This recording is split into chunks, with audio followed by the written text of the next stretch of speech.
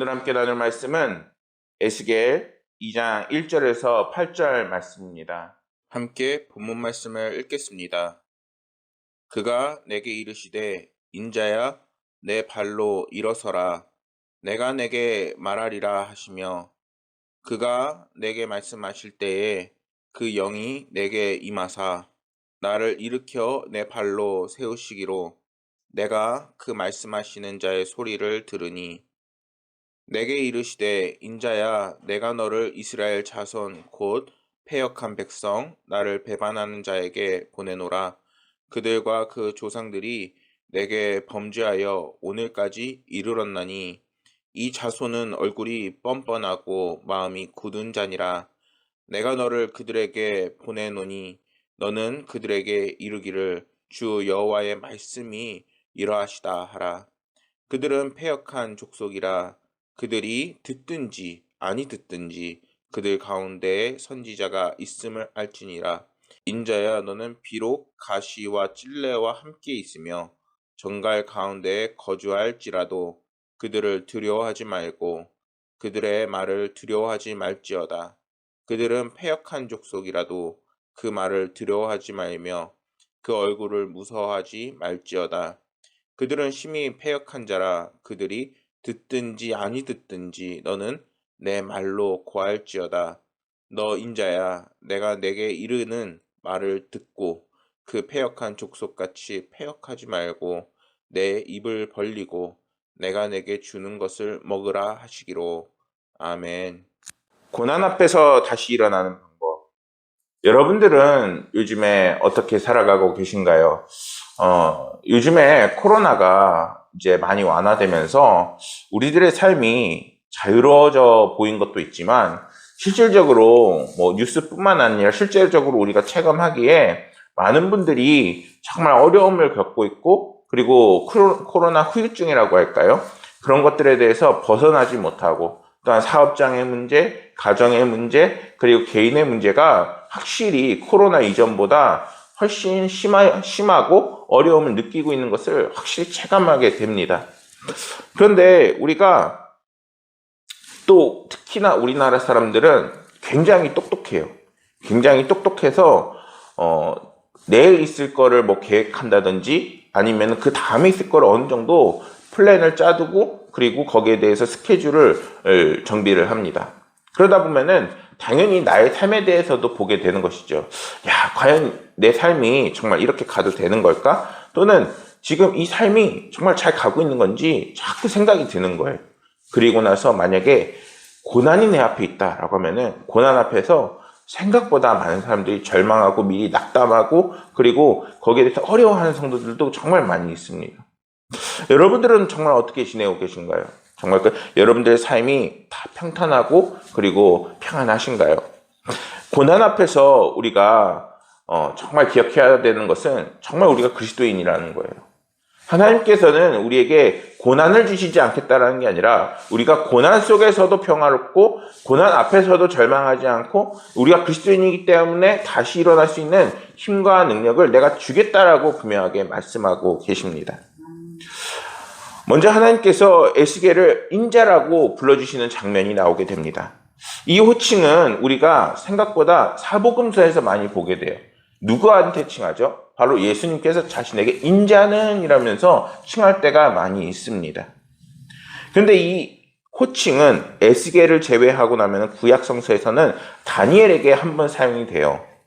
다니엘서 8장 17절 말씀을 보면은 내가 선 곳으로 나왔는데 그가 나올 때에 내가 두려워서 얼굴을 땅에 대고 엎드림에 그가 내게 이르시되 인자야 깨달아 알라 이 환상은 정한 때의 끝에 관한 것이니라.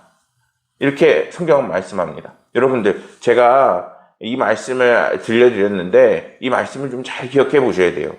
왜냐하면은 지금 인자가 어떻게 쓰였는지를 분명하게 말씀하고 있기 때문이에요. 이런 인자의 뜻은 흑의 아들, 사람의 아들이라는 뜻을 가지고 있습니다. 그런데 주님께서는 그거를 자기한테 많이 사용하셨잖아요. 근데 주님은 누구의 아들이에요? 하나님의 아들이잖아요. 근데 그것과는 별개로 오늘 말씀에서나 방금 들려드렸던 다니엘의 말씀에서는 분명하게 나에게 왜 인자라고 말씀하시는지를 분명히 깨달을 수가 있습니다. 다니엘을 이 호칭으로 불러주신 이유는 전능하신 창조주 하나님과 반대되는 흙으로 지음을 받았다는 흙의 부스럼이라는 존재로 사람을 나타내고 있는 그런 분명한 의미를 가지고 있는 단어입니다. 하나님께서는 그들이 어떤 존재라고 말씀하고 계시냐면은 지금 질그릇과도 깨지고 그리고 연약하고 그리고 그들이 정말 조심해야 되는 존재라는 것을 인식시켜주기 위해서 지금 이 단어를 사용하고 계시다는 겁니다. 어떻게 보면은 굉장히 배려심 없는 말이에요. 예를 들면은 팩트폭력 있죠. 그런 말인 것 같아요.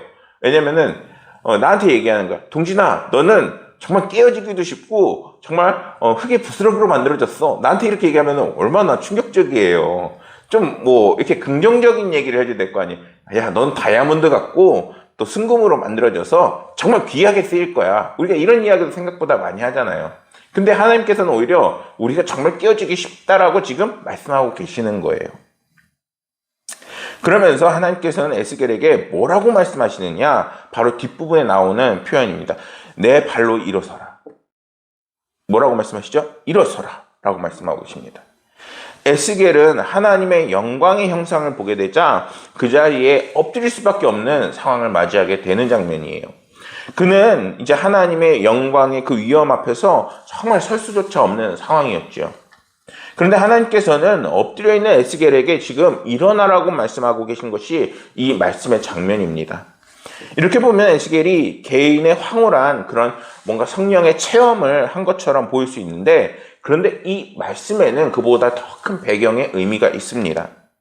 BC 605년 남유다 왕국은 바벨론의 그 공격을 받아서 예루살렘이 점령을 당하게 됩니다. 그리고 1차 포로 수용수들이 생겨나게 되죠. 그리고 에스겔이 오늘 말씀에 부르심을 받기까지 얼마의 시간이 있게 되냐면 무려 12년의 시간이 공백이 있게 돼요. 이 공백이 있다는 것은 무슨 말이냐? 하나님께서 그들에게 계시하지 않았다는 거예요. 뭘 말씀도 주시지 않고 선지자도 보내시지도 않고, 한마디로 그들이 방치가 돼버린 거예요. 근데 그럴 수밖에 없었던 게 그들이 하나님을 거부하고 하나님을 원망했거든요. 하나님을 떠나고 하나님 앞에서 죄를 보면서 이제는 하나님의 그 도우심을 거절을 한 것이 그들의 모습이었습니다. 그래서 에스겔이 속해 있던 바벨론 땅의 유대 공동체는 바벨론에 의해서 만들어진 제2차 포로 수용수들에 의해서 이제 만들어진 곳이 바로 에스겔이 있던 곳이에요. 그러니까 12년의 그 세월이 이미 훌쩍 지나간 겁니다. 여러분들, 우리가 지금 매일 신앙생활을 해야 된다, 그리고 또 주님을 계속 만나야 된다라고 특히 저 같은 경우에도 그렇게 강조를 하지요. 그런데 만약에 12년이라는 세월을 하나님께서 성령도 보내주시지 않아, 그리고 계속 음성도 보내주시지 않아, 모든 것이 다 끊겼다라고 생각을 해보세요. 지금은 우리가 정말 예수님을 찾아오면 언제든지 만날 수 있고, 기도하면은 하나님께서 우리의 기도를 들어주시지만, 지금 그렇지 않는 암흑기가 지금 무려 12년이 그들에게 있었다는 겁니다. 정말 뭔가 고아 같은 느낌이고, 어디 가서 토로할 수도 없고 길을 찾을 수도 없는 그 모습이 그들의 삶이었다는 거예요. 그 속에 에스겔이 있는 거예요. 에스겔에게 있는 환경이 지금 당장 하나님을 보는 환경이 아니라 하나님을 볼 수 없어서 지금 당장 절망하고 넘어지고 그리고 슬퍼할 수밖에 없는 그런 환경이라는 것입니다. 그런데 하나님께서는 이제는 나타나셔서 그에게 그렇게 말씀하고 계신 거예요. 일어나라. 여러분, 하나님께서는 성경 말씀을 통해 또 오늘날에게도 우리에게 분명하게 일어나라 라고 분명하게 말씀하고 계십니다. 에스겔이 절망스러운 12년의 세월이 이제는 눈 녹듯 사라지고 하나님을 통해서 새 말씀과 새 소망과 새 능력을 얻는 것처럼 오늘날 그리스도인들을 향해서 정말 주님을 찾기만 하면은 이제는 우리들에게도 새 힘과 새 능력을 주신다라고 지금 말씀하고 계시는 겁니다. 얼마나 우리가 정말 힘이 없고 연약합니까? 그렇기 때문에 하나님께서는 깨달으라, 나를 찾으라 라는 의미로 그들을 인자라고 부르고 계시는 겁니다. 큰 바위 얼굴이라는 그 글이 있어요. 그 글의 내용을 좀 들려드리면, 주홍 글씨의 작가 너세니얼 호선이라는 사람의 또 다른 작품이 바로 이 큰 바위 얼굴이라는 글입니다. 그 내용의 줄거리인데, 미국의 어느 작은 마을에 큰 바위 얼굴이라는 불리는 거대한 얼굴에 이제 바위산이 있었는데 언젠가 이 바위와 닮은 위대한 주인공이 등장할 것이라는 전설이 마을 속에서 떠돌아다니게 됩니다. 평범한 소년 어니스트는 평생을 살면서 그 바위의 주인공과 같은 그 닮은 얼굴이 나타나길 기다리면서 노인이 되기까지 몇 명의 사람을 만났느냐? 4명의 사람을 만나게 됩니다. 첫 번째 사람은 금을 긁어 모아 게더골드라는 별명을 가진 재력가였습니다. 하지만 그는 어떤 사람이었느냐? 바로 영약하고 탐욕스럽고 그리고 사람한테 인색한 사람이었던 거예요. 세월이 흘러 청년이 된 어니스트는 두 번째 인물로 유명한 장군을 만나게 됩니다. 이 어니스트는 그에게 강한 의지와 힘을 볼 수 있었지만 자애로움과 지혜로움 역시 찾을 수가 없었습니다. 세 번째로 만난 인물은 성공한 정치가였습니다. 그는 큰 바위 얼굴처럼 당당하고 힘찬 외모를 가지고 있었지만 권력과 명예욕에 찌들어 있는 상태였습니다. 어느덧 노년기에 이제 들어서 어니스트는 마을에서 존경받으며 사람들을 깨우치는 인물이 되었습니다. 그러다 우연한 한 시인의 시를 보고 감탄하면서 이렇게 생각합니다. 이 사람이야말로 이 바위 전설의 주인공이다. 이렇게 생각을 하게 되는 것이죠. 하지만 직접 본 시인의 얼굴은 바위와 닮지 않았던 겁니다. 실망도 잠시이고 시인과 대화하던 그는 둘도 없는 친구가 되고 시간이 지나고 나서 어느 날 시인은 어니스트의 얼굴을 보면서 깜짝 놀라게 됩니다. 왜 그랬을까요? 바로 그 바위산에 있는 그 큰 얼굴이 어니스트와 닮았기 때문입니다. 이 이야기가 우리에게 들려주는 이유는 어니스트가 그 바위의 얼굴을 보면서 그 주인공을 찾는 인생을 살았잖아요. 그것을 바라보는 인생을 사니까 그 바위의 놀라운 주인공을 따라 나가는 삶이 되었다는 겁니다. 우리가 이 이야기를 통해서 느낄 수 있는 것이 하나님께서 우리에게 계속 나와 함께 하시자, 그리고 또 나를 바라보라 라고 말씀하고 계시잖아요. 그러니까 우리가 고난 속에서 하나님을 바라보고 또 어떤 상황에서도 주님을 떠나지 않게 되면은 우리는 누굴 닮아가게 되나요? 바로 하나님을 닮아 나가게 되고 하나님의 모습을 따라 이제는 성숙하고 성장하는 삶의 모습이 되어진다는 겁니다. 하나님께서는 어니스트가 성장하고 또한 주님의 바위 얼굴을 닮아 나갔던 사람처럼 오늘날의 우리도 하나님께서는 그 손을 붙잡아 주시며 이렇게 세워주시며 절망하는 것이 아니라 하나님을 닮아 나가 이 세상을 승리하고 또한 하나님의 은혜로 가득 찬 삶이 되게끔 분명하게 이끄십니다. 2절 말씀에서 성경은 그가 내게 말씀하실 때 내 영이 내게 임하사라고 분명하게 말씀합니다. 하나님께서 어떻게 우리를 닮아가게 하시나요? 바로 이제는 영을 부으셔서 우리를 이제는 이끄시고 함께 하시며 능력 주시게 되어 있게 되는 겁니다. 여기서 영이라는 것은 하나님의 영을 의미합니다. 하나님의 영, 바로 성령의 임재함을 통해서 그를 일으켜 세우시고 그의 발로 이제 세우도록 하나님께서 도와주시고 능력을 주시게 되는 겁니다. 특히 내 발로 세우시기로는 하나님께서 에스겔에게 사명을 잘 감당할 수 있도록 공급하시는 그러한 공급의 의미가 담겨져 있습니다. 에스겔이 감당해야 하는 이 사명은 무엇이었나요? 바로 이스라엘 백성들을 향해서 하나님의 말씀을 전하는 거였어요.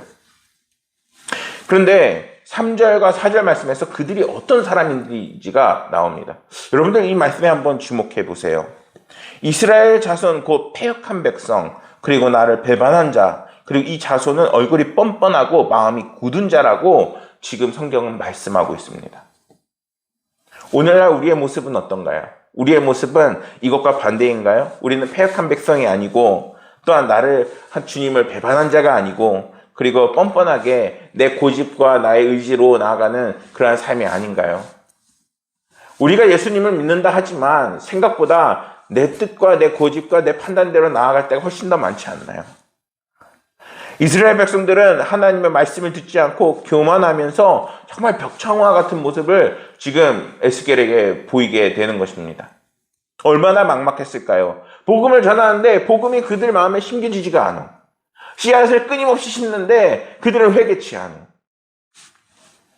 그들의 귀는 완전 닫혀 있었고 교만했으며 마음은 차가운 돌과 같았던 겁니다. 그러면은 에스겔이 감당해야 되는 지금 이 환경은 어떤가요? 정말 얼마나 막막해요. 하나님과는 단절됐지, 하나님께서 분명히 함께 하신다 했지만 사람들에게 복음을 전해도 들으려고 하지도 않아. 결코 에스겔의 힘과 능력으로는 이 상황을 감당할 수 없는 것입니다. 그래서 하나님께서는 아까 1절에 말씀하셨던 것이 이 말씀을 기억하게 하세요. 인자야, 내 힘으로는 할 수 없는 거예요. 하나님의요 성령을 받아서 그 능력을 공급받아서 이제는 복음을 증거하고 그 복음을 통해서 하나님께서 놀라운 은혜를 펼치시겠다라고 분명하게 말씀하고 계십니다. 여러분, 성령님은 전능하신 하나님의 영으로 창조 이전부터 존재하고 계시고, 그리고 세상의 생명과 질서와 그 모든 힘과 능력을 주시는 원천이 되는 분이십니다. 우리에게 이러한 주님의 그 능력을 믿는 사람이 되어야 되는 거예요. 굉장히 엉뚱하게도 하나님께서 내가 정말 어떻게 해줄까라고 물을 때 우리는 하나님 돈을 주세요, 하나님 성적을 주세요, 하나님 뭔가를 주세요, 이렇게 얘기할 것이 아니라 그 모든 근원의 원천이 되는 하나님, 당신이 나와 함께 해주세요. 당신의 능력이 나타날 때에 정말 오늘날 이 시대를 이기고 또한 나의 상황을 이기고 나의 한 영혼이 구원을 받고 하나님께서 나를 통해서 하나님의 선한 영향력을 끼치실 것을 믿습니다 하는 그러한 믿음의 고백이 정말 우리 가운데 있어야 되는 겁니다. 그럴 때 하나님께서는 복의 복을 더하시고 성령 충만의 복을 더하시고 하나님께서 그 사명으로 세상을 이기는 사람으로 거듭나게 하시는 겁니다. 5절 말씀을 보면은 하나님께서는 에스겔을 통해서 그들이 듣든지 아니 듣든지 그들 가운데 선지자 있음을 알지니라 라고 분명하게 말씀하십니다. 이스라엘 백성은 어떤 백성들이었죠? 바로 패역한 백성, 나를 배반한 자, 얼굴이 뻔뻔하고 마음이 굳은 자들이었습니다. 그들을 향해서 정말 말씀 전하는 게 막막해요. 그러나 그럼에도 불구하고 하나님께서는 누구를 보내고 계신가요? 에스겔을 보내고 계세요. 누구를 닮았나요? 바로 예수 그리스도를 닮았습니다. 하나님께서는 정말 귀한 선지자 에스겔을 보내면서 그들 가운데에 바로 선지자가 있음을 알려주시고 계십니다. 구원받아라. 한 명이라도 구원해라.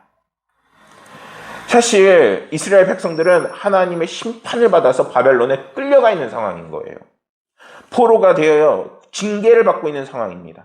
그러나 그들을 결코 이제는 포기하지 않으시고 한 영혼이라도 구원하려고 하시는 것이 하나님의 마음인 것입니다. 하나님께서는 그 마음이 지금도 변치 않고 계세요. 우리의 곳곳에 교회가 있고 그리고 목회자가 세워지고 그리고 지금에도 정말 함께 예배드리는 것은 하나님께서 한 영혼이라도 놓치지 않으려고 계속해서 예배를 드리고 또한 계속해서 그들을 부르시고 계시는 겁니다. 그렇기에 우리들은 어떻게 해야 될까요? 에스겔처럼 부름을 받았음을 이제는 인정하고 또한 하나님의 그 뜻이 이루어지도록 도울 수 있어야 하고, 이제는 우리의 사명이 복음 증거와 복음을 따라 사는 삶임을 이제는 우리가 받아들일 수 있어야 되는 겁니다. 사실 이 장면은 에스겔 2장을 통해서 에스겔을 불러서 그 사명을 주시는 장면이에요. 그렇다면은 성도들을 불러서 하나님께서는 뭐라 말씀하실까요? 오늘도 정말 여러분들이 한 주 동안 살아서 고생하고 힘들고 어려웠다는 거 하나님께서 모르실까요? 위로부터 해주시죠. 너희들이 정말 고생했어. 정말 잘 살았어. 그럼 거기서 끝일까요? 아니라는 거예요. 하나님께서 여러분들을 부르셔서 이제는 한 영혼 한 영혼 하나님의 전사로, 하나님의 용사로 이제는 바꿔가시며 이제는 우리들을 통해서 하나님의 그 은혜를 다 여러분들이 있는 사업장에서, 가정에서 그 복음을 뿌릴 수 있도록 다시 한번 이렇게 세우시게 되는 것입니다. 여러분들을 하나님의 복음의 전사로 부르셨다는 거예요. 그것을 이제는 우리가 믿고 또한 그 사명을 갖고 이제는 여러분들이 가는 모든 곳에 복음의 그 은혜가 뿌려지기를 소망합니다. 빛을 비추는 사람이라는 그 글이 있습니다. 북유럽 노르웨이의 인구 3,500명이 사는 리우칸이라는 작은 도시가 있는데 그곳에 겨울이 9월부터 시작되는데 9월부터 해서 3월까지 그 빛을 볼 수가 없는 땅이 되어져 버리게 됩니다. 여러분들 빛이 없게 되면 어떻게 되나요? 시골에 가면은 알 수 있죠. 시골에 가면은 아주 까만 밤이 되는 거예요. 저도 그거를 많이 경험해 보지 못했어요. 요즘에는 가로등이 잘 돼 있어서 뭐 뜨문뜨문이라도 가로등이 있어요. 근데 그것이 없게 쫙 가라앉는 어둠이 되는 겁니다. 정말 조심해야 돼요. 랜턴을 들고 가야 됩니다. 랜턴을 안 들고 가면은 어느 순간 또랑에 빠져서 정말 큰 상처를 당할 수도 있어요. 그런 어둠이 되어지는데 그 위도가 높은 지역인데다 대고 해발 1883m, 엄청나게 높은 고랭지 위치에 있는 거예요. 가우스타산 계곡으로 둘러싸여 있는 아주 해발이 높은 곳에 있는 그러한 도시입니다. 그런데 2013년 10월 산꼭대기에 거대한 3개의 거울이 설치가 됩니다. 이 거울은 무엇이냐? 바로 태양이 그 거울을 반사해서 도시 주민들을 비추게 되는 겁니다. 아주 환하게 비추게 되는 거죠. 역사상 처음으로 겨울철에 빛을 볼 수 있게 되자 주민들은 막 감격의 눈물을 흘렸다고 합니다. 이 기발한 아이디어는 1913년 샘 아이드라는 사람이 지역 신문에 낸 것으로 100년이 흘러서야 이 기술이 발전돼서 실현이 되게 된 것입니다. 그런데 이 저자가 말하고 싶은 것은 2가지예요. 첫째는 이 태양처럼 자체적으로 빛나는 별이 있는 반면에 지구처럼 그 빛을 받아서 그 빛을 반사하는 또 때로는 달처럼 빛을 반사하는 행성이 있다는 것입니다. 만약에 우리가 별이라면은 우리는 어떤 모습으로 살아가야 할까요? 우리는 성령의 그 빛을 비출 수가 없잖아요. 때문에 우리는 별이 될 수밖에 없는 거예요. 그렇다면 이 별이 되는 그 별들은 어떤 별이어야 할까요? 이제는 태양의 그 빛을 잘 받아서 달처럼 은은하게 이제는 하나님의 향기를 내는, 하나님의 빛을 내는 그러한 아름다운 존재가 되어야 한다는 것입니다. 오늘 말씀에서 하나님께서 우리를 이렇게 세워주시며 그리고 하나님을 의지해서 이제는 하나님의 성령의 그 빛을 비추는 빛의 사자들이 될 것을 분명하게 말씀하고 계십니다. 6절 말씀에서 하나님께서는 에스겔에게 두려워하지 말 것을 4번에 거듭해서 말씀하고 계십니다. 에스겔이 이스라엘 백성에게 나아가는 그 길이 정말 그만큼 막막하고 절망스럽고 그리고 막막해 했다는 거예요. 두려움이 얼마나 찾아왔던지 하나님께서는 그를 향해서 무서워하지 말라, 두려워하지 말라, 내가 너와 함께함이라 라고 거듭해서 말씀하고 계시는 거예요. 근데 사람의 마음에 한번 문이 닫히면 어때요? 안 들려요. 안 들리니까 하나님께서는 그 강력한 음성으로 마음 문을 두드리고 계시고 또한 열고 계시는 겁니다. 그의 삶은 이제는 고난과 두려움의 그 길이에요. 또한 그가 사명을 이루기 위해서는 반드시 그러한 것들에 대한 두려움과 공포를 반드시 극복해야 되는 상황입니다. 성경은 그의 사역의 길이 뭐라고 얘기했느냐? 가시와 찔레와 정갈이 질비한 삶이라고 얘기합니다. 그는 선하게 하나님의 말씀을 전하러 간 건데 그 속에서 죽을 수도 있는 거예요. 그는 선하게 하나님의 말씀을 전하려고 그 복음의 길을 가는데 이제는 상처받고 울 수도 있는 거예요. 절망이 그 앞에 남아있는 거예요. 내가 말씀을 전해서 다 예수 믿고 함께하고 행복하면 좋겠는데 그게 안 되는 거예요. 그래서 하나님께서는 두려워하지 말라고 말씀하세요. 그들이 뭐라고 말씀하시죠? 듣든지 아니 듣든지 복음을 전하라고 분명하게 말씀하고 계십니다. 사랑하는 여러분, 하나님께서 얼마나 에스겔을 사랑하고 계시고 축복하시는지를 우리는 깨달을 수 있어야 됩니다. 비록 하나님께서 지금 당장 에스겔에게 막 성도를 3,000명, 5,000명, 막 사도행전의 역사가 일어나게 하시는 건 아니에요. 하지만 에스겔을 통해서 에스겔을 떠나지 아니하시고 나의 음성을 그를 통해서 들려주시며 그리고 이제는 그의 은혜와 하나님의 놀라운 은혜를 비춰 에스겔을 통해서 놀라운 역사를 펼쳐나가고 계시는 하나님의 그 은혜를 우리는 볼 수 있어야 되는 겁니다. 여러분들의 삶에 고난이 있을 때 어떻게 일어나야 될까요?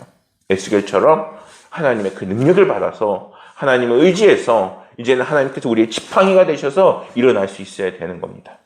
사랑하는 성도 여러분, 고난 앞에서 그리고 또한 여러분들의 삶의 문제 앞에서 다시 한번 일어서시길 소망합니다.